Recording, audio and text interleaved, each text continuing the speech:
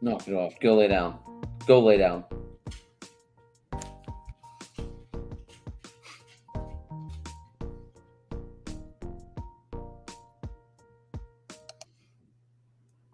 Hey, what's going on, folks? How we doing? Sorry about that. Why do I have so much back feed?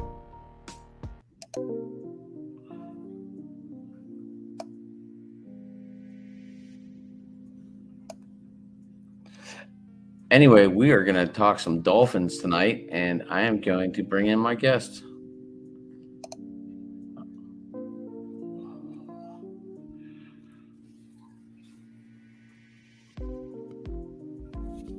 Good morning. Good evening. How are you? I'm good. How are you doing? Oh my gosh. Can you hear me? Yeah, I can hear you. I'm not sure what is going on here. The music just keeps going and going and going. All right. I'm bringing everyone in and we're going to go from there.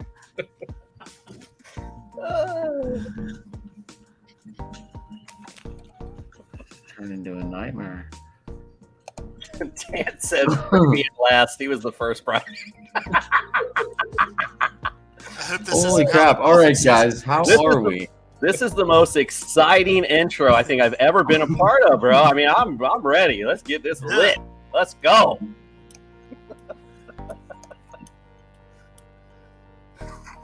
We're ready to talk about the greatest team.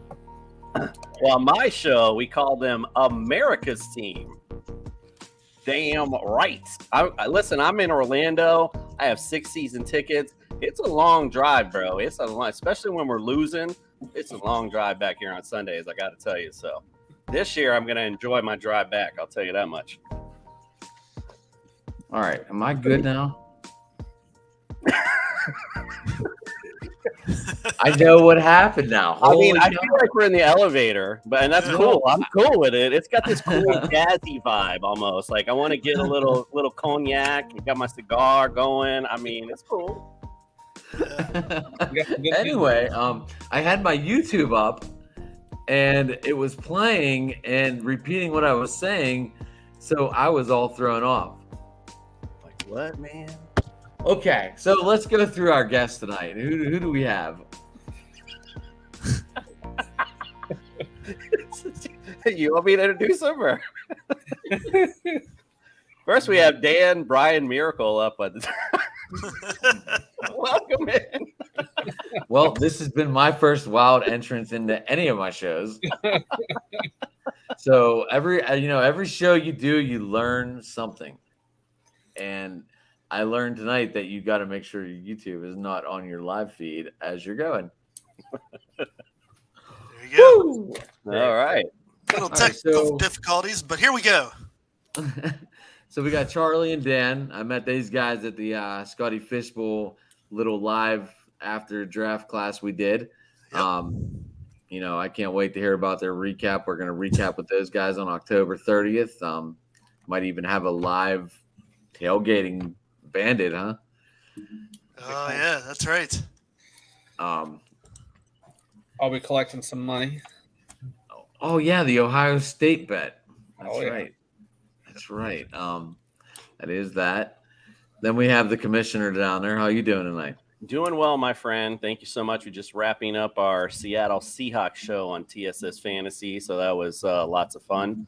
Go check that out. And then we basically all summer have featured every NFL team and gotten either we had Leroy Butler come in for the Packers show. So if you go to TSS Fantasy on YouTube and hit subscribe, he left us a Hall of Fame jersey that's signed. So all you got to do is hit subscribe, get entered to win for that.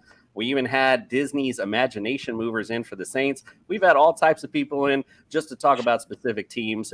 So go check it out, bro. I saw bits and pieces of the Leroy Butler since we are in the same group. You kind of you kind of get to see and feel. And I felt a lot of jealousy in the group actually whenever you said you had him coming on. Yeah, everyone all of a sudden, like, you hunt for guests, and it's a little rough sometimes. But literally, you mentioned Leroy Butler, and then everyone out the woodwork wants to come on, and everyone's all of a sudden a Green Bay Packer fan too. It's kind of funny. Well, hopefully we're better today because I am covering Packers on Monday night. So Nice. I don't have Leroy Butler like you did, but I have a bunch of gas lined up. But that's for another day. The King of Finland, how you doing over there, buddy? Doing great, man. Doing great. That's good. Good. Hey, can you turn up the volume a little bit? I don't know why it got a little lower whenever we got live. Yeah, I don't know. Can you hear me right now? Yeah, that's good. It's better. That's good. Yeah. Either that or you might have been like sitting laid back, relaxed style. Maybe. I was chilling. He's the king. I mean, right? Sitting on his throne. All right, guys. So tonight we're going to go over the Dolphins. We're going to start with the all-time lineups. Quarterback, we all should be agreeable on one guy, right? yeah, I have Don Strock, actually. I hope that's what everybody else has. Brock Osweiler. Or Jay Fiedler. I mean, that was the last playoff game I remember. So, I mean, Jay Cutler. I mean, I thought, oof, ooh, that was fun.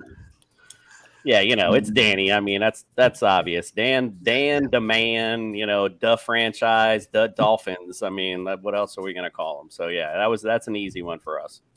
Yep. Yep. Yeah, Dan Marino for sure. I mean, Yep. my Twitter handle is Dan Man for him. My son's middle name's Marino. I mean, we just. I tried so hard to get our son named Dan. I mean, it just never happened. It was dead on arrival, bro. She already knew. She said, it's not happening. It's Robert. That's it. Move on. So, I can give you a fun birth story if you guys want to hear the Marino story. Let's hear it. I, of course, always said I was going to name my son Dan Marino Miracle, and it wasn't happening. And then the birth certificate lady came in. His name was going to be Braden Lee. And I had no say on either one. Lee was both of our dad's middle names, so I mean it made sense. But I joked to the birth certificate lady, and she goes, "Well, you could still do Marino for the middle name." And she's all drugged up. She just had a baby. She's like, "I don't care." She instantly regretted it, but hey, it was done. It's still delivered, and his middle name is Marino. Smart man. Nice. I like it. I like it too. So does your son know who Marino is then? Oh yeah. He's a huge fan, even though obviously he never got to watch him. I never got to watch him play live. He's got to watch plenty of highlights, and he's big. I mean, one of my greatest memories of Marino was the fake snap touchdown pass against the Jets on Monday Night Football. I was in boot camp in the Marines, unfortunately, but I have a funny story. That first game of that season was him coming back from his Achilles injury, and it just so happened that it rained that day, and it was a little bit before I went to boot camp. So me and my boys, we were the only ones in. We're in the upper decks. We can't afford much, so we're up there smoking weed. There was nobody there. We were like, all right, we're gonna hit a few bowls. Because it rained, nobody was in the stadium. And man, we got treated to like one of the coolest offensive battle between him and Bledsoe that game. So cool to watch. So yeah, that was my Marino moment right there for sure. Nice. And so I'm actually 22 years old. So Marino didn't make your list. Okay, Prince. I couldn't, if I was going to go with people that I was only allowed to watch, it was not going to be much of a list. So I had to adjust, but yeah, man, I mean, obviously my pick was Dan Marino, and I got the highlights to hold on to, but I mean, I've never, my tenure, I've been a Dolphins fan my whole life, but the tenure has been not as nice as probably some of you. I mean, I'm still waiting to see a playoff win. I've never seen. I mean, last playoff win was 2000, 2001. So, I mean, the best Dolphins team that I've ever been alive to watch was 2008. So until this year, though. Right, for Until sure. this But how many times have we caught ourselves saying that? That's all I'm just going to say. I mean, for us old hats, we've said that quite a few times. That, oh no, this is it, and then the ultimate letdown at some point. Hopefully that doesn't take place this year. We always have the flashy off season, get all excited and hyped, and then the letdown comes. That was me last year. Man, last year I was like riding high going into the season, and then I just got crushed. So this year, even though I'm just mellow, I'm staying level this year. I am staying level this year. That's what I decided to do as well. Just nice and even kill. We'll just take each game as it comes. There we go. Wow, there's so much like to look forward to though. But then is how advanced is Tua going to be for all this action? Is Tua going to be off the leash too? Oh, definitely. Yeah. With this offense, yeah, definitely. Well, I think if we're getting into this, if we're getting off the ultimate team thing, but if you're going to talk about Tua real quick, I think that's the biggest question obviously the biggest question for Miami, but the biggest question of me for Tua is, for me, I think he just plays so he doesn't want to make the big mistake. So he plays very rigid almost, if that's the right word.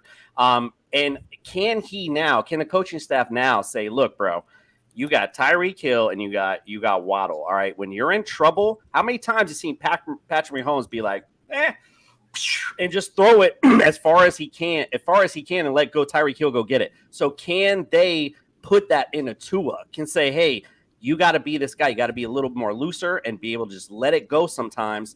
That's the question. Can Tua let it go? I think, for me anyway, just to see him play a little more looser and a little less rigid. And can he get that ball down the field a little bit to Tyreek when he starts to get in trouble? Well, I think the first couple times he tries and realizes that flow's not going to be in his ear as soon as he walks off the field. I think it'll be a different time from that point on. I mean, you go ahead. I say all they got to do is just show him his own highlight from the Alabama-Georgia national championship game. Remember this guy, the guy that had balls of steel that came in and won us a national title? That's who we want. Just throw it. Just watch this. Just watch this every night before you go to bed, and you're going to be just fine. Yep, for sure. I think the cautiousness of Tua was definitely a product of Flores. I mean, one of his at Bama, and I try to not do too many comps to Bama Tua just because it's year 3, like we got to move on. But at the same time, one of his attributes at Alabama was that he kind of tried to do too much in a play. He'd extend it too long. It was almost to the point where it was a con. It was actually what happened when he got his hip hurt, is he was trying to extend the play and do too much, And so his playing kind of tight and cautious was never really a thing. He was kind of the opposite almost to a fault. And I think, Flores' ball is all about play good defense, do enough on offense to not make mistakes. We're going to make less mistakes than you, and that's going to win us the game. And so that was kind of ingrained those first 2 years was, hey, your job is to go in and don't make mistakes. And we will win by subtraction. And I think his biggest hurdle has been fear of getting injured because of the Alabama injuries, and he's a different player for that alone. Like, I don't think it's necessarily Flores as much as I think it's his own internal fear of getting hurt. I think so. Sorry, I was just gonna say you can actually you're right on point, and everyone's right on point. You can combine all of it in a one shiny stress ball, because here you got Flores questioning everything you do. And look, luckily I have a doctor on my show. Like, I'm a physical therapist. And so I have the guy who taught me come in school. And we talked about Tua's injury extensively. The guy went through a car accident, essentially, almost like had his hip popped out. So going into, don't forget, it was COVID. Like, there was no off season. He walks into this off season with just the world was going crazy. So here you got this whole crazy situation. Brian Flores is questioning everything you do. I think, now, like you guys mentioned, new regime. And if I hear the pundits talk about Tyreek Hill boosting him up one more time, I swear to God, they just love to try to make news. What do you think this guy's going to come in and say? Tua sucks. Yeah, he's boosting him up. All Tua's heard is nothing but crap. Here comes your star receiver coming in, making buddies with his quarterback and being like, bro, you are the best. I got you. Let's roll. I love Tyreek Hill. I love Tua this season. Let's roll with it. So I have a question. Well, one day will we have Tua in front of Dan Marino on our all-time list? No. Hey, you know what? If he wins some rings, maybe. If Tyreek Hill and Jalen Waddle, and if we're talking a long time of that speed in this offense, and if it takes off like we hope it does, he can get up there, man. He can definitely get up there. That's certainly a possibility. But man, to do what Danny did, I mean, woof. It's going to take rings. He's got to win at least 2 rings. One ring doesn't put you above Dan. Like, he's going to have to win at least 2 for us to even consider it. Even if he has stats. I mean, yeah, Dan was ahead of his time. I mean, Dan in today's NFL would 6,000 yards. Easy. No, I mean that's. I wish. And to be fair to the younger generation, as the King alluded to a minute ago, though, if someone does come in and win a Super Bowl, especially for this younger Dolphin generation, I mean, hey, not for nothing, they might be their number one for sure. Yep. All right, so back to the conversation of the all-times running backs. I went Ricky Williams as one of my choices. Absolutely. Also had Ricky. So did I. Sure. Yep, for sure. Yeah, Ricky, definite. He's, look what it was by Ricky. I mean, that's all I remember hearing back in the day. So yeah, you definitely got to put Ricky on the list. Yeah. Yep. Over 6. Because he was a Dolphin, he broke her heart. So Yeah. Well, to be fair to funny Ricky Williams story, real quick. I up here in Orlando, I was a little younger when he was, with the Dolphins. I was waiting tables, and I happened to be, again, I hate to keep saying this, but I was smoking weed before. I'm driving. I'm driving into work, and I'm literally in the back smoking. And my girlfriend at the time walks in. She goes, that really looked like Ricky Williams. And I'm like, yeah, no way. So she goes in, comes running out. She's like, it is Ricky Williams. I just so happened to have one of those old Riddle plastic helmets in the car, Dolphin helmet, come in and signed it. I'm having a whole conversation with this dude, and little do I know, he knows I'm high as hell, and if I would have known, I'd have been like, yo, bro, let's go to the back, hang out, man. You know what I mean? Whatever. But I was waiting for you to be like, yeah, and then we smoked together. I would say, if I would have known, I would have said, let's go, man. Yeah. He wasn't saying no to that shit. Definitely not. He's number 2 though all time on the rushing TD list too, at 48 too. So yeah, definitely gotta have Ricky on there. I was going to bring that up. I have Larry Sonka too. That was my other one. Yep, you gotta have him. Yeah, I mean, Super Bowl 8 MVP, 2 Super Bowls, 64 touchdowns, got inducted in '87. Hard to pass up those. Hard to really put anybody over those 2. Right. I think it was. I don't know if it was as easy as the quarterback, but it was pretty close.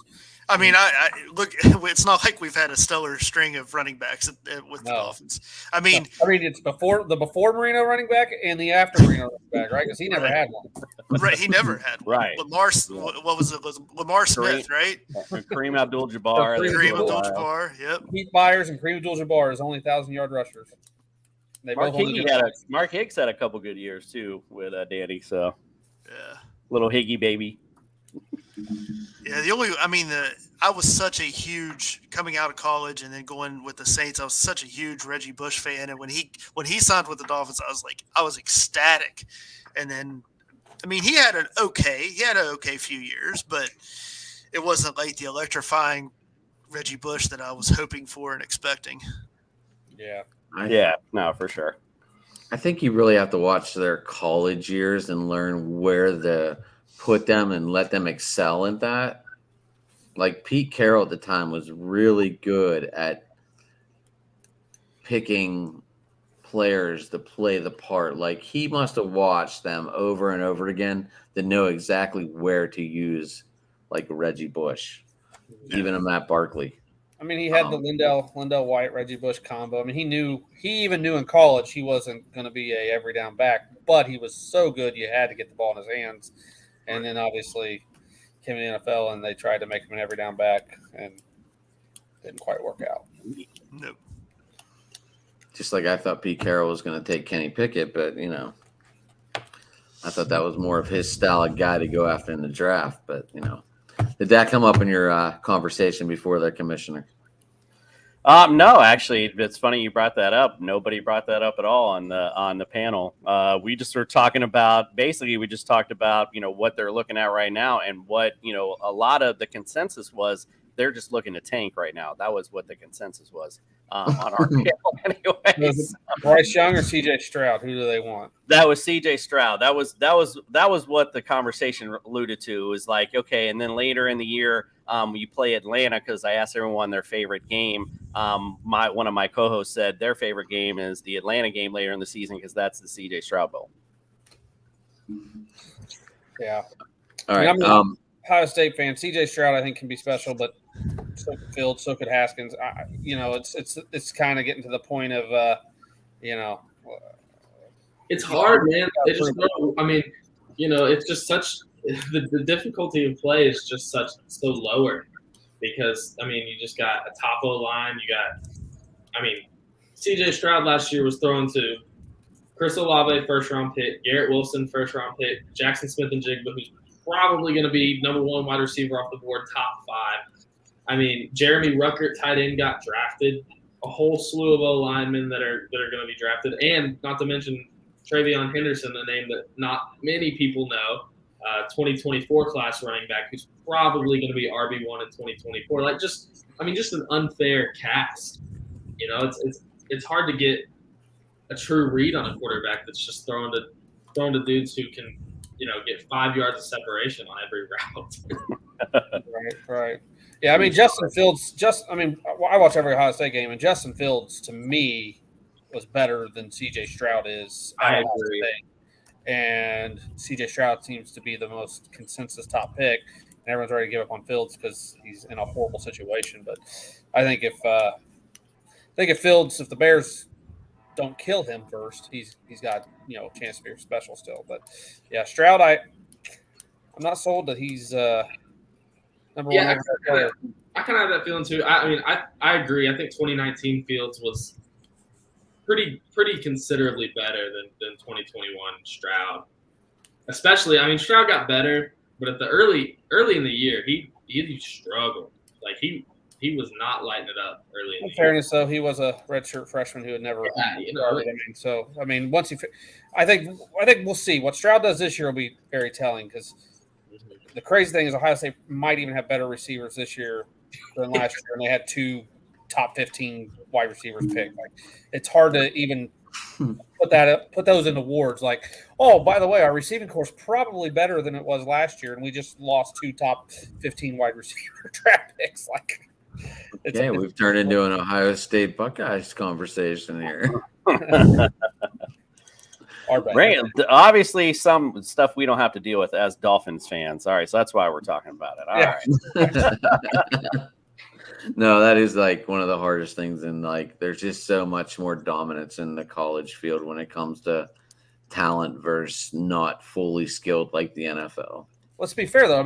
We're only talking about it because of the wide receivers coach for Ohio State was Brian Hartline, a Miami Dolphin alum. So that's what they wouldn't have none of their. That's right, Brian Hartline. He was a good receiver. He make anyone's list? Not on my list. No. Are we going to receivers? No, we're gonna go offensive lineman next. Richmond Webb. I went Richmond Webb as well. Yep. I went with Dwight Stevenson is where I went.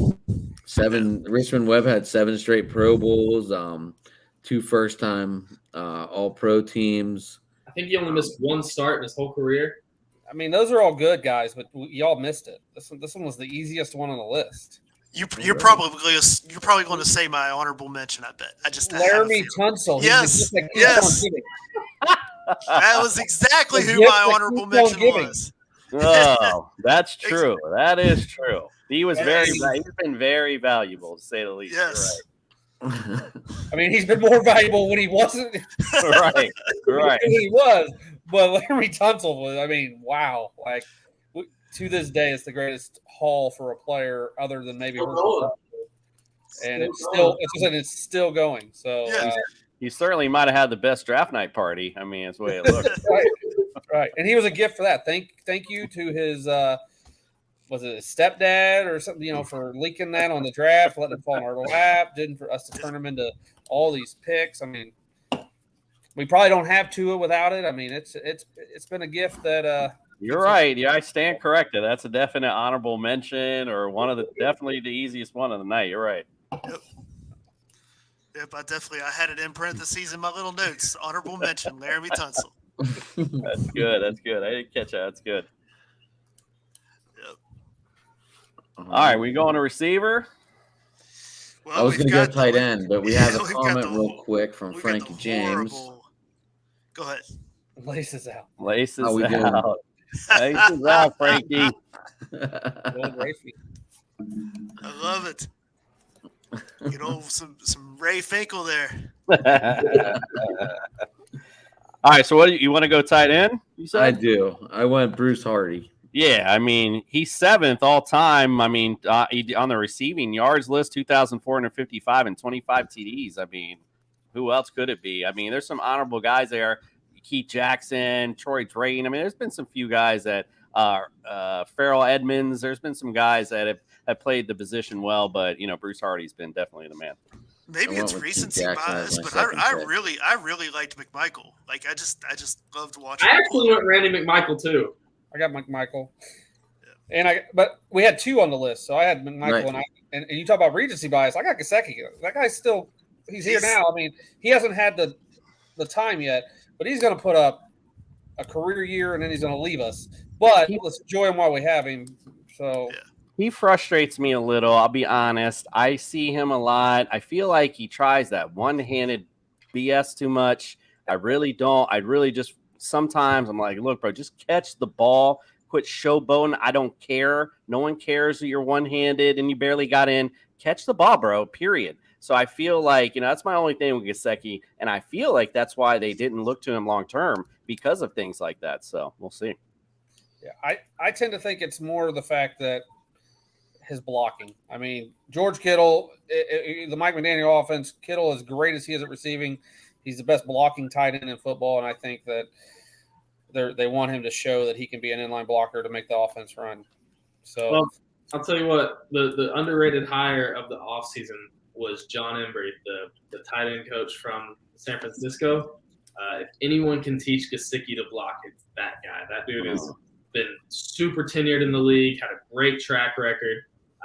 I mean, he's just got assistant head coach experience. Like John Embry is a fantastic name and person to bring in. So I think that could go a long way in developing Gesicki to block. I think he's willing, and he's certainly athletic. I think that this the wide zone scheme kind of benefits him because you do got to kind of get out in space and pull and move. And I think that he could he can move quick. He's fast. He can get out there and hopefully. I mean, I don't know. Blocking to me is half of it's just effort. Half of it so much is just willing to block. So I think if they get him, probably no one in Mike Gesicki's life has probably ever, made him block. Why? If he's 6'5", 6'6", and can go up and do whatever and everything, everyone's probably like, you don't need to worry about blocking because you can do that. But this coaching staff is gonna. I mean, he's gonna know that if he wants a role in the offense, he's gonna have to do it. And so I think we'll see. I'm optimistic about it, but I mean it's a franchise tag. If it doesn't work out, it doesn't work out. Yeah, I mean when the Browns are paying their backup tight ends, almost $15 million a year, he's motivated to make a big money a year. So I think he's gonna have a huge year, and we're gonna wish that we had locked him up, but we'll see. We good on tight end talk? Yeah, you move on to the receivers. We are. Commissioner, you've really been wanting to get to these receivers. I just transitioning. That's all. I went with Paul Warfield as one of my receivers. Led the team to those 2 Super Bowls in the 70s. What do you got? You got 3,300 yards, 33 touchdowns, 5-time Pro Bowler. Hard to leave him off your list here, I thought. It was hard, but I did it. Me too, actually. Yeah, me too. I mean, I started my list with the Marx Brothers. I don't. Yep. I felt like I think everyone has those 2, right? Those two is kind of where you got to start, and then it gets a little muddy. But I actually didn't put them both on there because I only I don't know. I just put Clayton. I didn't put Duper on there. Cooper was always a blue thread, but he's on there though for me. I got him 1 and 3. My other two are Nat Moore. I have on here. Nat Moore 7,546 yards and 74 TDs. He's right under Clayton for all-time receiving list. And then I just went statistics looking at it. How about Chris Chambers? He made my list. He was my honorable mention. 5,688 yards, 43 touchdowns. He's number 4 all time. I mean, got to put him there. He was my honorable mention just because he was exciting. I mean, he was absolutely exciting with the Dolphins, and I thought he was going to have a great career. I was hoping it with us, and then just disappeared after he left. But mine are, of course, the Marks brothers, and then Brandon Marshall. I was always a huge Marshall fan, and I mean, he was still in his prime when he was with the Dolphins, and his prima donna just didn't fit in with the coaching staff at the time, and they kicked him to the curb. But he was still dominant. He was still in his prime, and then one of my just favorite players. Not statistics don't back it up, but just my favorite player was O.J. McDuffie. I had O.J. McDuffie on my list too. I just loved watching him. I had O.J. McDuffie was on my list. Always had him on Madden, wide open in that slot position. Sorry. I put Tyreek on my list. He ain't done anything yet, but he's gonna be. He's gonna be. So I'll put him on there. Let's just go ahead and put that stamp. Tyreek. Yeah. He's gonna be a top 4 all time. Yeah, love it. Yeah, I had the Marks brothers, Chambers, and McDuffie. Those are mine. Especially Chambers. Chambers was one of he was really my first favorite player. You know, I mean, he came in I think it was 01 and all the way to 07, 08. So that was right as I was growing up. And kind of starting to actually watch the Dolphins and understand what was happening and stuff like that. And Chambers, like Charlie said, he was so exciting. He was just so fun to watch, And I felt like if he ever, if he had a quarterback who could have, Fielder was all right, but if he had a quarterback that could have really done anything, I think he could have been even more special. But yeah. He's just all right. You can't argue with that, Jason. It sounds like the Marks brothers, McDuffie, and Chambers would be overall the consensus 4 has on the most people's list. That was my 4 list. I'm the only one who went old school with Paul, huh? I mean, Brandon Marshall. I can't even believe Charlie. I've got your Dolphin fan card in my pocket right now. Out of all the great receivers, you go Brandon Marshall. Really? Come on, man. Man, my fantasy football teams for years was named Martial Law. I mean, we'll call this one a homer pick. All right, yeah, we'll call it a homer pick. Fair enough. Maybe say Mike Wallace. Mike Wallace was great, but not here long enough to matter. I mean, Marshall wasn't here long enough to matter. Right. I'll give you that. It's kind of funny. So the reason I don't want to buy a Tyreek jersey is I bought a Ted Ginn jersey. We traded him the next year. I bought a Mike Wallace jersey. We traded him the next year. I bought a Brandon Marshall jersey. Traded him the next year. Bought a Jarvis Landry jersey. Guess what we did, guys? Every time I buy a Dolphins wide receiver jersey, it's like the spirit of death. They're gone. So Tyreek, I love you, but I'm not buying your jersey. Anytime I bought any jersey, the guy leaves. So that's why I said from now on, it's my name on the jerseys. That's it, period. I know I'm not going anywhere, and that's it. What number did you go with? I went 88. That's my old school number. Plus, I love Michael. I'm from Miami, so I love Michael Irvin when I was playing football and high school and middle school. So that was I used to call myself the playmaker, even though I didn't really make any plays. But whatever. Tua broke the curse for me. Nice. Nice. It was with all the Watson talk, it's like, of course he's getting traded. It's inevitable. Like I get a jersey, bye. So. Tua broke the curse, so now he's got to perform. I went Jason Taylor as my defensive lineman.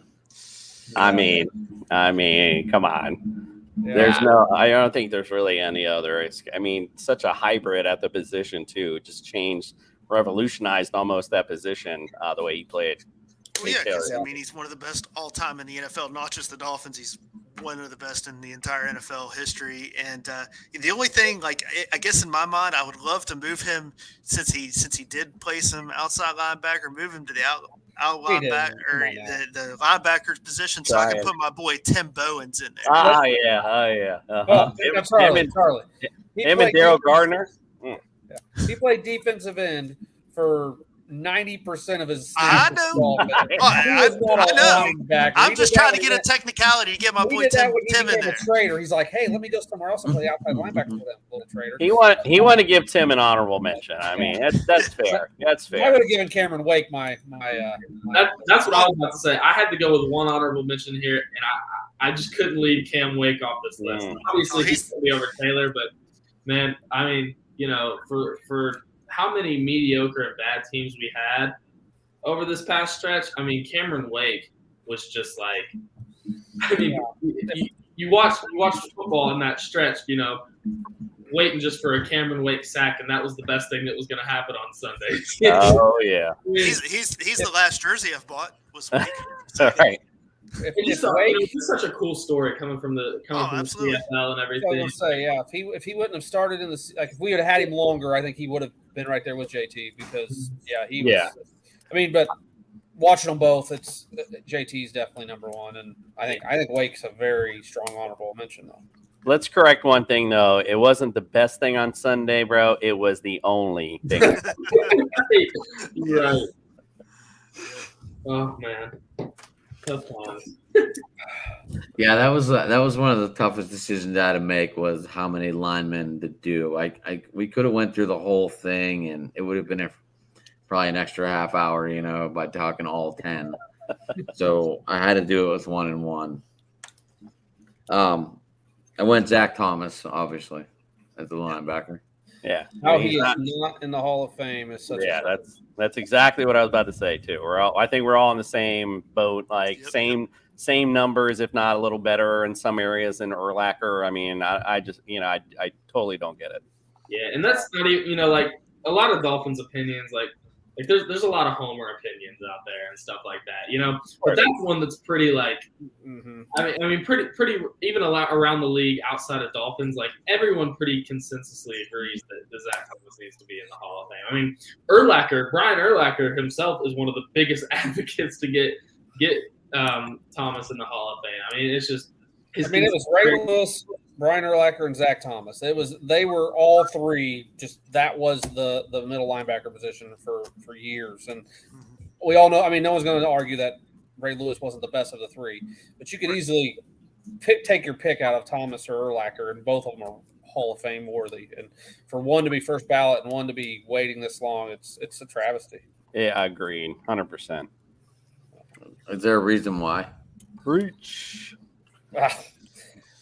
On bad teams is what I I think it is. Urlacher was on a Super Bowl team. That's why, of course, first ballot or whatever. And just Miami never was able to put it together, for on both sides of the football to make the Dolphins relevant enough to make Zach Thomas relevant. Yeah, I think JT overshadowed him, and and when you think of, and I think the word itself right there, Hall of Fame, Urlacher had that like superstar appeal to him.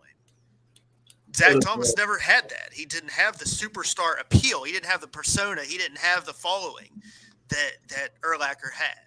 Because Thomas just kind of was the fact that he was the Bears. Like if he was the Bears, you had the Dick, you had the Singletary. Like he was the next great linebacker for the Bears. There was the history, and I really think that cemented his legacy. If Zach Thomas and him switched teams, I think it's the other way around. I don't think it was the persona. I think it was where he played and the history of that position there, and just made him that much bigger. That's a valid point as well. I just never like the whole time just following and watching Zach Thomas. He just never seemed to be like a meek type person. So, and Urlacher was.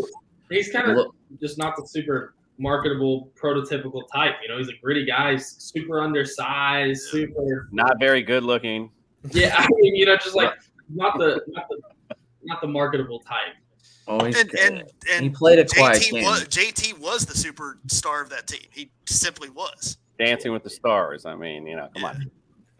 Like Zach Thomas was the quiet player, right? He did his shit and got the hell out. Yep. Yeah, he's he kind was of a- like the guy that finally got in this year, Brian Young. 14 years, never was a big splash player, but everyone knew his name. And they were like, a lot of the San Francisco guys were saying that's why he kind of got left out, because he wasn't a trash talker. He played the game and went home. That's kind of like what Zach Thomas does too. And, it takes those guys a little bit longer to get noticed, unfortunately. Right.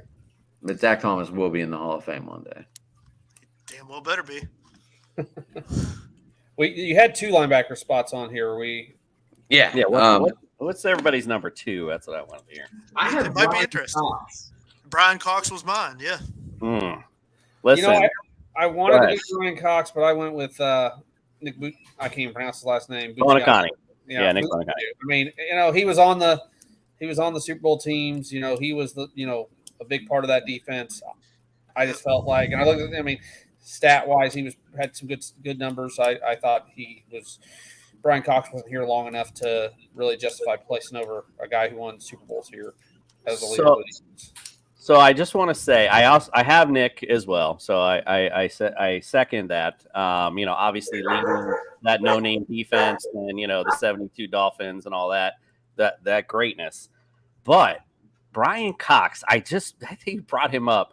Listen, luckily enough, we had Coach Mike Westhoff on our show to start this season. We're going to have him on next week too, August 3rd. Shameless plug there. He's going to come on as well. And we were talking about, I'll never, ever in my life forget that day that he came out, and I remember reading about how he was talking all this trash about Buffalo, and you guys remember the Jim Kelly, Thurman Thomas Buffalo teams, and how he said he hated Buffalo wings, and he hated Buffalo this, and he hated Buffalo that, and he came walking out that tunnel, 2-finger salute to every Buffalo fan, and we went in there and whooped that booty with Louis Oliver to like 2 big touchdown runs or interceptions returns. I'll never forget it. Thank you, Brian Westbrook. Great honorable mention, by the way. Was that the Patrick Surtain 103-yard interception game? That was not Patrick Surtain. That was a little bit before Patrick Surtain time. That was that was back in the Louis Oliver early 90s, or that was probably like late 80s, I guess, more or less that time. Yeah, see, that's the thing. I think Nick makes more. No, I'm sorry. That was Louis Oliver that picked them off and ran. Yeah, it was Louis Oliver, right? I'm sorry, not Patrick Surtain. I'm sorry. Yeah. No, you're good. Yeah, I think Nick makes more statistical and probably legacy sense there. He had better stats, won Super Bowls, but man, Brian Cox was just different. That's why I had to go with him for me, because he was, dude.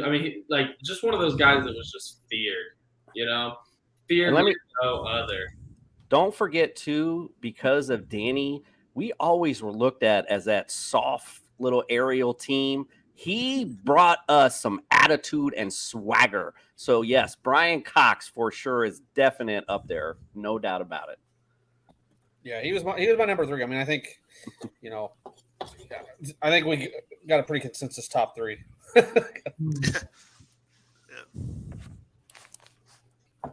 DBs. Yes, sir. I was just getting there. I was just clicking that little ticker off real quick. I went Sam Madison. I had Sam Madison. Absolutely. Sam's definitely got to be there for sure. Got Sam Madison. I just went down the list, fellas, just to be honest with you. And I do have some mentions. Look, 35 interceptions all time. Number 1 leads the list. Jake Scott. Gotta mention him. Original 13. Listen, 5 years, by the way. In 5 years, he's our all-time interception leader. Very impressive, to say the least. Dick Anderson, 7 years. He has 34 INTs. Sam Madison, you mentioned him. He's third on the list with 31. But I had to put in here is where I kind of different on the list. I had to put in Xavier Howard. He has to be in here. In the same 5 years, he's at 27. No doubt he's getting at least 4 this year, so he's going to pass Sam Madison on this list. So if I got Sam Madison on this list, I got to put in Xavier Howard for sure. Interceptions isn't the end-all, be-all stat as a defensive back. Sure. So for me, I had 2 of yours, but not the other 2. Even your top 2 interception guys didn't make my list. X is 100% on my list. Sam Madison's on my list. Patrick Surtain, I mean, shut down corner. And, I mean, he probably, when him and Sam Madison were together, there was times when he was the better of the two. And I put Rashad Jones. I mean, he was a stud at safety. I mean, I had Rashad Jones as well, actually. Maybe that's recency bias, but so I tried to kind of build out a secondary. So I did 2 corners, 2 safeties. I had Sam Madison just because I wanted to go Madison and Surtain, but I had to put X on there just because not only what he's done, but I think what he's going to keep doing. I think that he just plays the game at a higher level. But then I went Madison, and then I did have Jake Scott. I mean, Super Bowl MVP. That dude's unsung hero. But Rashad Jones, man, Rashad Jones was a player. He was an absolute player. And safety wise, I know Dick Anderson probably had the better career, accolades wise, but I had to go Jones there. Well, to be fair, too, and again, it's a different era, so it is what it is. But, if I caught a pass over the middle and at Dick Anderson or Rashad Jones, trust me, I'm leaning toward Dick Anderson. I wouldn't want none of Rashad Jones. I wouldn't want to get hit by Brock Marion. Oh, that's another good one. Yeah, that was someone I had on my list. I remember that. I remember that Scud missile. Jesus. Wow, that's a good call. That dude was always hard hitting. I mean, he wouldn't fit in well in the game nowadays, but back then he would. You got to mention the Blackwood brothers too. I mean, I know that was kind of back in the day, but you had 2 brothers on a team that made a secondary, the Killer Bees, back in the day. So I think they need an honorable mention also. All right. I mean, I think it's safe to say defensive back's probably been our strongest position that we've had. Yeah. Other than QB, where we've had the strongest. We had one good one. I know. Unfortunately, still searching. I mean, Tannehill didn't get it until he left us. Oh, man. I used to say, what's funny is I used to say, Tanny is the new Danny. That was like my little line, and yeah, it never worked. So I never was a Tanny fan. And then of course he leaves us and he goes and looks a lot better. But I mean, he's still not great. Yeah. I mean, he's gonna get replaced next year. I mean, that they're gonna replace him. I mean, his contract set up, I think. Yeah, no. And I think what's fun about being at the games too, like I said, I've had these season tickets for like last 10 years, and it's fun to sit up and like where the coaches watch these games. I saw Tannehill develop. Like I was seeing him in the early part of that season.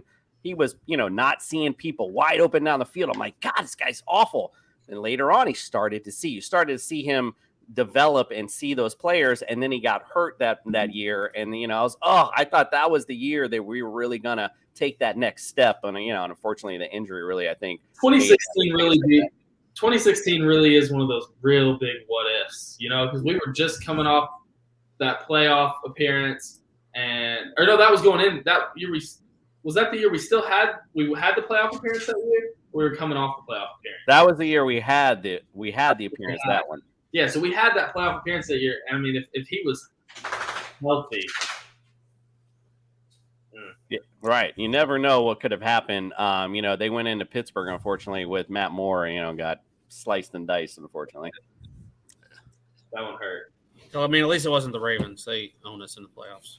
That's true. I mean, the worst home game story I have is I think it was 2 seasons ago. We started off with Baltimore at home. I think it was 2 or 3, whatever it was. And it was so funny because I actually had Lamar Jackson in my fantasy league, and the guy I was playing was going with me to the game. And something on the way psyched my ass out. And I'm like, you know what?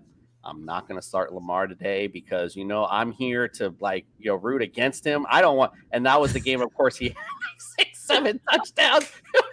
I was so angry. You're talking about a worst ride home ever. Here's the guy knowing I have 80 points on my bench and my team just got waxed on my way home. So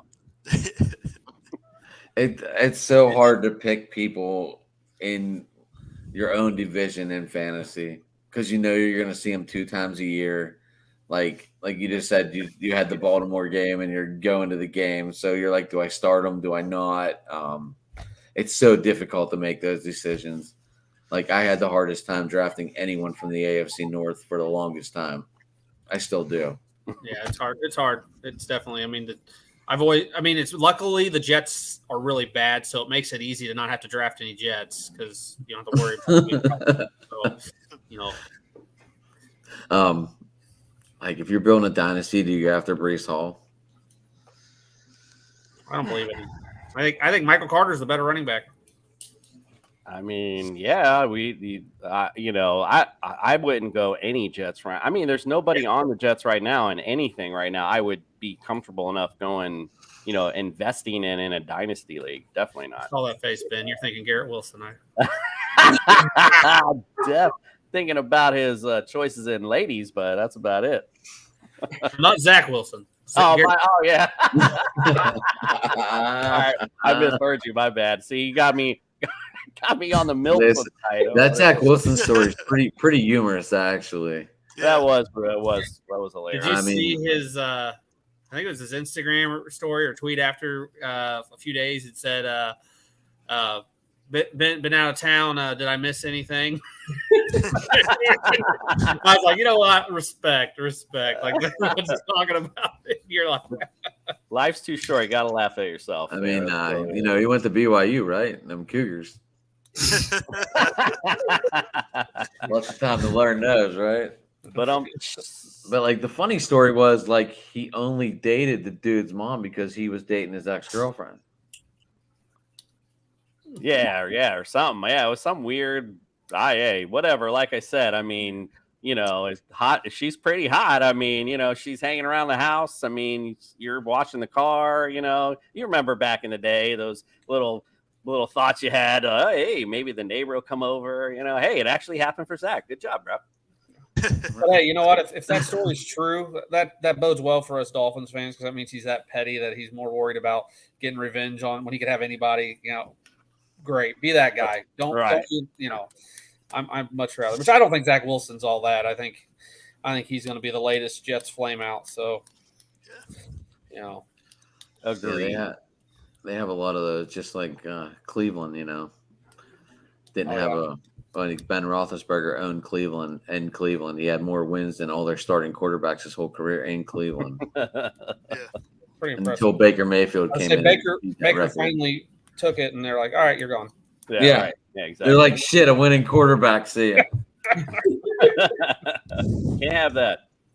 Anyway, we're not going to get into the whole Cleveland incidents and all that good shit on this show today because we're talking Dolphins.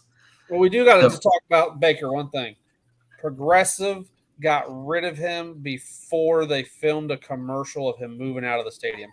You talk about a missed opportunity for Progressive. You talk about they could have had Mayfield Moving Company moving. Right. Like that's a great. He actually he pitched that to Progressive. Like he was like, "Hey, we should do this commercial," and they said no.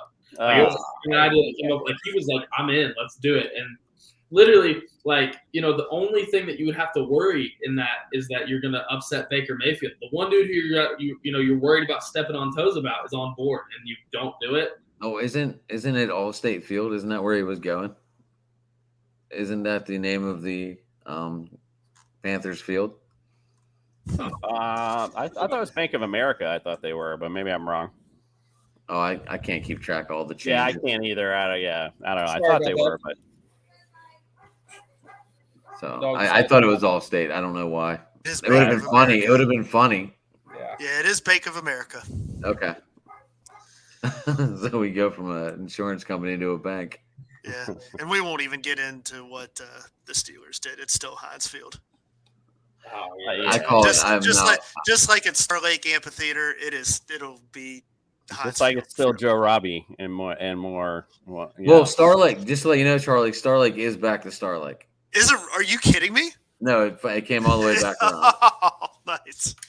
That is the amphitheater in Burgerstown, Pennsylvania, where all the big bands come. So that is, and I am like right outside of Weirton. I grew up in Pennsylvania. Obviously, I'm a Steelers fan. I'm in the wrong show. No. Well, we got Minka. I could have worn my Minka jersey, right? Yeah, I should have. It's hanging over there. I didn't wear it. It would have been black and gold. The best part about Minka is Brian Flores is now one of their coaches. Yeah. Enjoy it, Minka. Yeah, enjoy. He's back. Yeah. Well, I mean, we did pick up your old coach real quick, Yeah, we appreciate that. Somebody need to give him a job.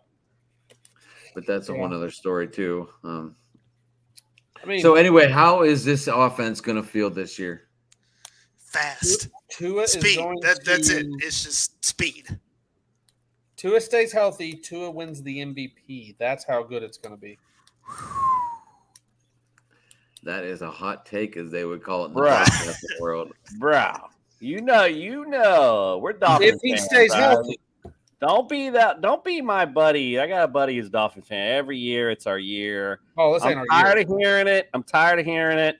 I want to see it. I want to make it happen.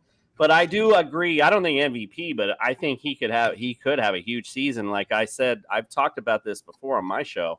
Quite frankly, I could go out there and probably throw 3,000 yards with these receivers. I don't have to throw it far. Like, you just flick it to Tyreek Hill. You can take it out anytime. So, quite frankly, I like Tua's chances. I like this offense.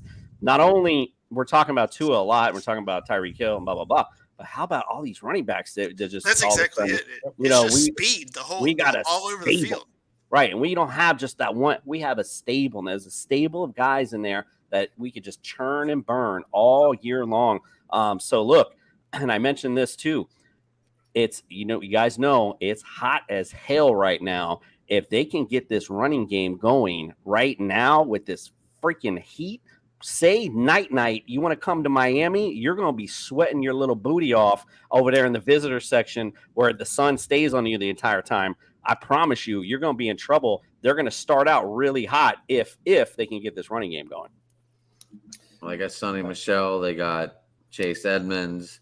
Raheem Mostert. Raheem And we got Miles. Mostert, I mean, our starter from last year might be our fourth stringer this year. It's pretty. and Miles Gaskin. I'll be surprised if he makes the roster. I'm just going to say this out loud. The guy, he can't hit the hole. If you're a running back and you can't hit the hole hard, you don't belong there, period. I just don't think I just don't think he really fits the scheme. I mean, he's slow and he's got bad vision, and those are kind of his two biggest knocks, and that's kind of the two biggest things that you need in this. I see. I mean, I think even Salvin Ahmed is a better fit than Gaskin. But I think Zaquandre White is going to get practice squad, but he's a name that I could even see taking that fourth spot. I was really high on Gaskin coming into the 2021 season. I felt like he could really take a step. And even early in the season, he made some good moves, and then it was just, man, I don't know what happened. But he just fell off, and it was just not. I think he gets the fourth running back or even third running back spot because he's such a hard practicer, and most guys aren't. I think he shows up. I think he's going to make the roster just because of how hard he works whenever it doesn't count. He works hard because you always – think about all the reports you hear about him in the offseason. Like, that's the reason why seventh-round pick, he made the roster. He's a hard worker, so I think he'll make the roster. I do think he's going to struggle to get on the field, though, once – the season starts. When Duke Johnson isn't even sniffed by any team for a whole season, comes onto your squad and looks like Walter Payton, your running back's got issues, period. So that's why I say Miles Gaskin might not even sniff the field this year. Yeah, and where'd Duke wind up? With Buffalo? So, I think I forgot where. Yeah, it might have been Buffalo. He ended up. You're right though. He did somewhere, and I was like, oh yeah, and then I forgot all about it. So, Buffalo and Lindsay's in Indianapolis. Yeah, which ain't gonna matter. I don't think Buffalo would need him, would they? They got James Cook and Devin Singletary, which James Cook should be the starter by week 3. Well, like Duke Johnson looked good last year for us. Say what you wanna. What has James Cook done other than be Dalvin's brother? Why is everyone on the James Cook hype train? He's literally done nothing but be Dalvin's brother. He wasn't even that good in college. I think it's just what the team he's on and the need of desperate need of a running back. I think that's probably why. I think Singletary will stay the starter, and their running backs are going to be mediocre. And let's be real, Buffalo, they're going to have a hangover. 13 seconds, you don't recover from that. They're going to have a hangover, and we're going to take advantage. They're going to still make the playoffs and win our division most likely, but they're going to have a hangover. I think they're going to struggle out. That they're going to. It's going to take them a minute. I hope so, man. I'm tired of them. while we're talking about running backs and Buffalo and all that, I do have an interesting thing. A piece that I read like literally a few hours ago by Tyler Doom at Go Long TD. He did a very in-depth story on Chase Edmonds and got to interview him, sit down with him, go through. Dude went through his whole backstory, and it's a great piece. I think everyone should go read it. That talks about even him in high school, college, and everything. But he touched on this year's free agency. And Chase said that he actually had a lot of interest from Tampa Bay and Buffalo. And he said, Tampa Bay, chance to go play with Tom Brady. He really liked it. And he said initially he was actually going to go to Buffalo just because, the offense was electric. And so that's why he said he was going to go to Buffalo. He said he got offered the most money by Houston, but it didn't matter because it was Houston. But then he said that Miami came knocking, and the reason that he chose Miami was actually because Mike McDaniel. And he said that he called counterparts in the league that had worked with Mike McDaniel, all said he was a genius. And Chase Edmonds, which I didn't know this beforehand, is the self-proclaimed smartest running back in the league. He says his minds work differently. This whole thing about his intelligence and all that. But he said that the reason that he did not go to Buffalo and came to Miami instead was because he could get coached by Mike McDaniel and work with that similar type of mind. So, there's a lot of Mike McDaniel skepticism early and everything like that, but like the dude's bringing players in. I mean, Chase Edmonds not a huge splash, but like still, I mean, we're plucking people from Buffalo. Like, So speaking of Mike McDaniel, and him on the offense, he said 9 hours ago that he was going to be the one that's going to be calling all the plays on offense. Yep, straight to Tua. Yeah, I tweeted this earlier saying as soon as that came out that. Oh, I'm sorry, I missed it. I've you're been good. at work all day. Sorry. You're good. No, I was going to say I tweeted out.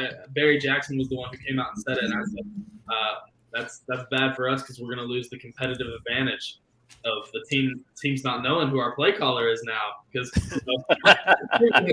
competitive advantage on offense by them not knowing who's calling the plays. That now we lost that. It's blown. I mean, let me go back on my hot take, guys. You want to laugh it off, but let's think about this. Every year, there's a young quarterback who comes out of the woodwork that no one expects. Kyler Murray did it. Lamar Jackson did it. Burrow. There's zero. Josh Allen did it.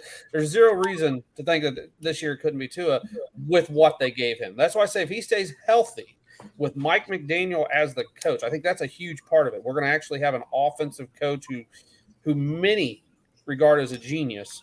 He's got an embarrassment of riches. We all saw the talent. That's why it was tanked for Tua. I mean, Joe Burrow, as great as he is now, no one prior to that magical season Burrow had even was talking about drafting Joe Burrow, and it was tanked for Tua. So it's not like the guy couldn't play. Herbert was easily the third choice from any fan on any team.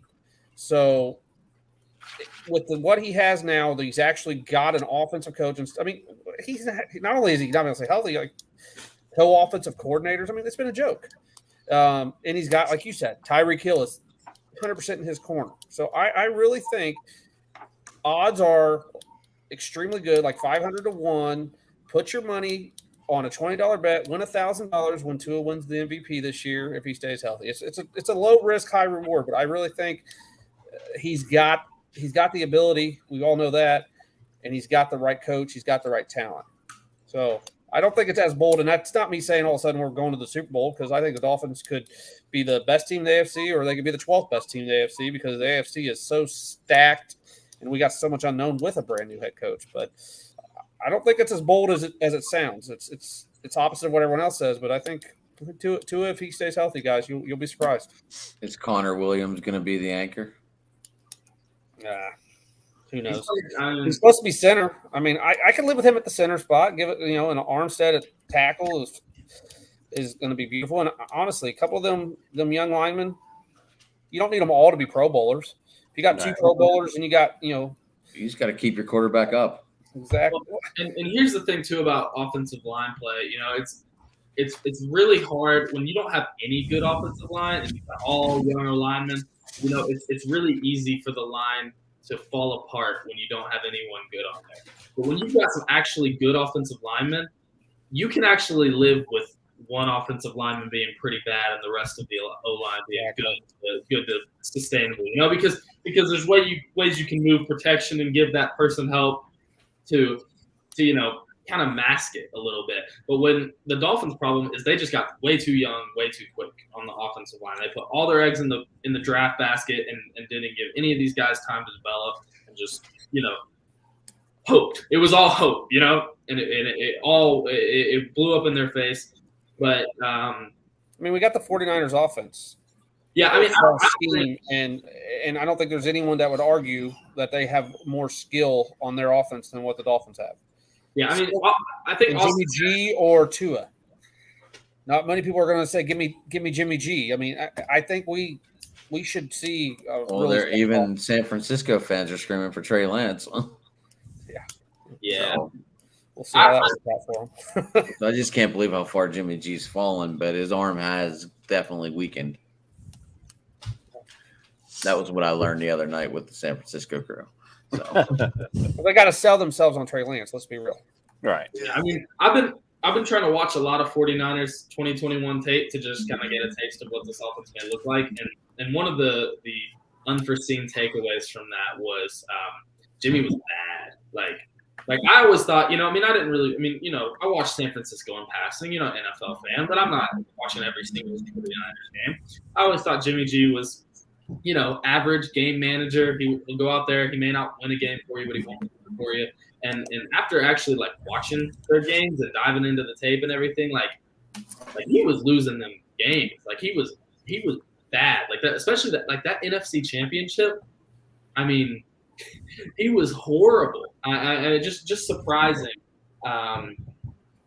Just surprising how bad he was, honestly. So I think that's encouraging for us with Tua. I mean, I don't think I'm probably as high on Tua as Brian is. I'm kind of cautiously optimistic there. You know, I think he could be good. I think top 12 quarterback is realistic this year. But the one thing I will say, you know, is everyone's saying, well, Tua's stats are going to be nerfed because all Mike McDaniel does is run the ball, and they're just going to run the ball, and he's not even going to have attempts to do whatever. But, like, you know, maybe that's how it was in San Francisco. But if you go back one team to when Shanahan and McDaniel were in Atlanta, Matt Ryan had his MVP season. They were throwing the ball all over the field. You know, so I don't think it's going to be as simple as I think running the ball is going to be important, but I don't think it's going to be as simple as, like, we're going to be the Miami 49ers and just run the ball to death and barely throw it. You know, I think this offense has a lot of potential to really sling the ball across the field. I think Brian's last name is actually very appropriate for his last take. The miracle take. There you go. Hey, listen, I'm not at all telling you all Tua is going to be great, but I think that he's got one of two things happens. He's the MVP or he's not our quarterback next year. There's going to be some leeway, I think, somewhere in there. You know, I don't think there is. I think he's got to be that good, or they're moving on. So, and I mean, but as a Dolphin fan, he gets one playoff win, bro. I don't care what you say. We're going to be riding him like there's no tomorrow. It's been so long, as the King mentioned earlier. It's been a long time, bro. So you know what I mean. Like as soon as somebody gives us one. So what? We'll get rid of him. You know he will.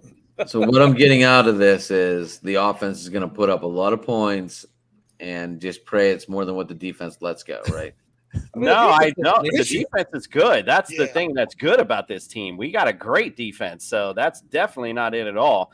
That's why it's potential that this team could go. You know, I don't want to say it, but we definitely could get into the playoffs and actually win a few games, maybe potentially get far.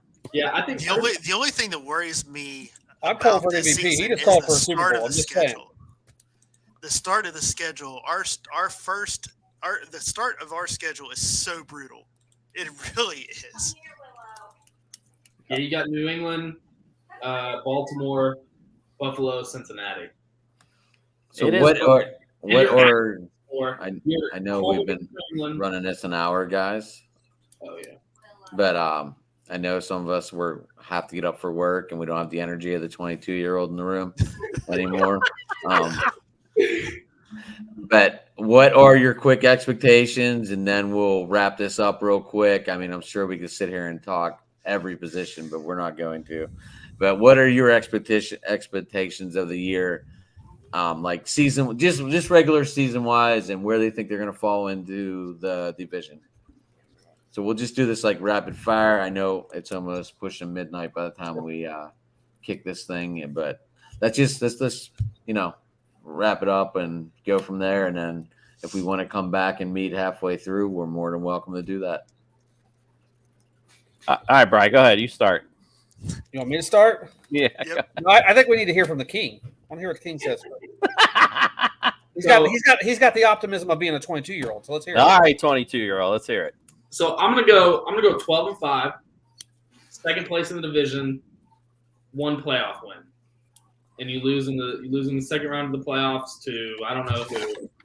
But I mean I really think this team's going as far as Tua takes them, and that's kind of cliche to say, but like you look at the rest of the roster and it's just there.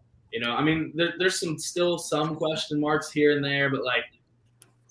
It's going as far as Tua takes us for better or worse, and I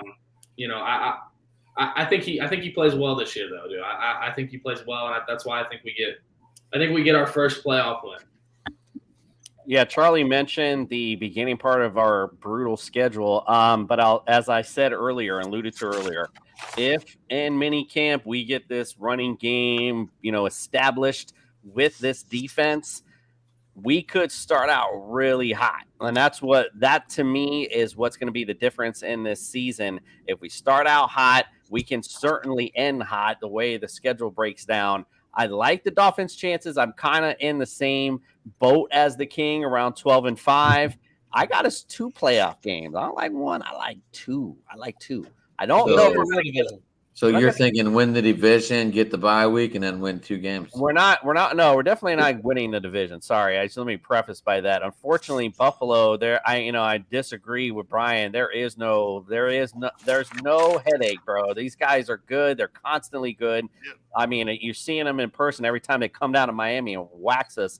I've had enough of Buffalo, but they're definitely going to win this division. I don't think there's no doubt about it. We'll be competing for the wild card with a tough AFC West. You see all that, they're going to have to go through. Obviously, everybody in the AFC West, I think, is somebody they're going to have to compete against. So, again, I like them close, maybe divisional round, win the divisional round, and, maybe get to the AFC Championship. That's just kind of what I'm feeling right now. Okay. AFC Championship. All right. Charlie, you want to go, or you want me to go? I'll go. I'll let you finish it off with the bang. I'm going to. I told you I was staying conservative, and this is even a little bit more than conservative. But I'm going 11-6, and we will be fighting for the last playoff position with the Raiders. I don't.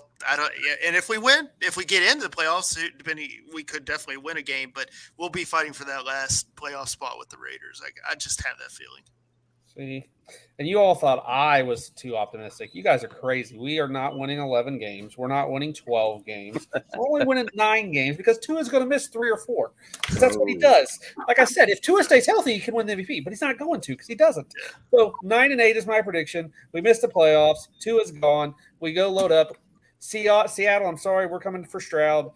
It's what happens. I'm going to say this one last time though. If the running game comes to where we think, not only are they built, like I said earlier, if it's hot down in Miami, we win games, but that makes us for the first time ever in my life, a playoff built team to be able to run the football and play good defense into a mistake-free Matua. Like, watch out. That's why I said we could make that run. Look what the Niners did last year in the playoffs, doing the same thing. We could possibly do the same thing. I said, I think we can win the Super Bowl, guys. I'm not going to lie. If we make the playoffs, that means Tua stayed healthy. That means Tua was MVP level.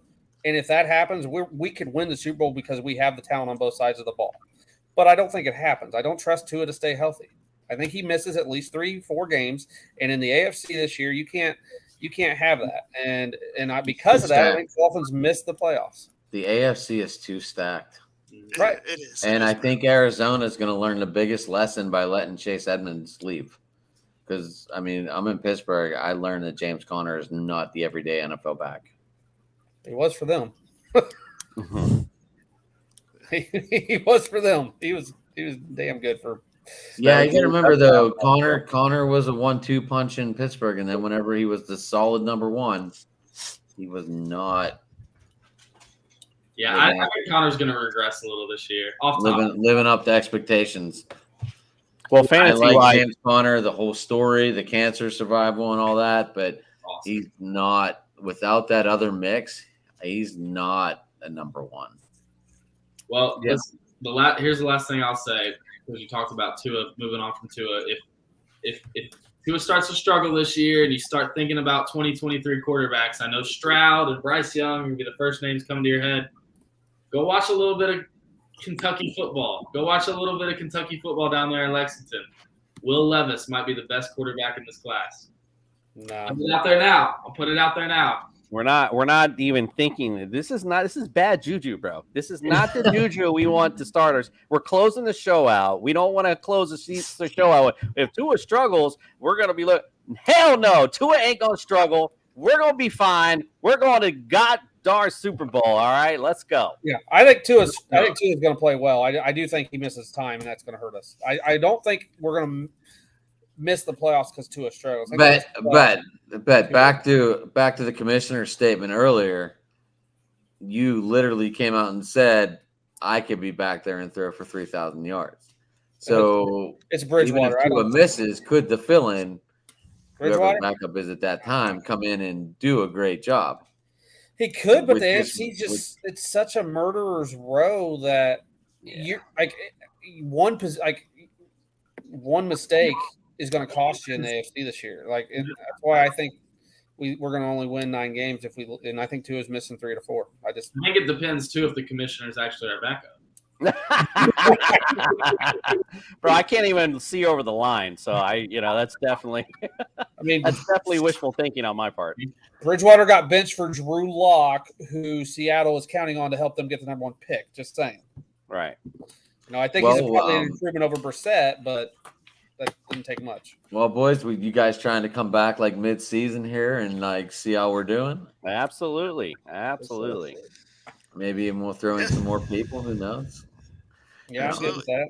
I'm not as good as your round tables there, Commissioner, but I'm working on it. You're doing great. I love the guests are great tonight. Love it.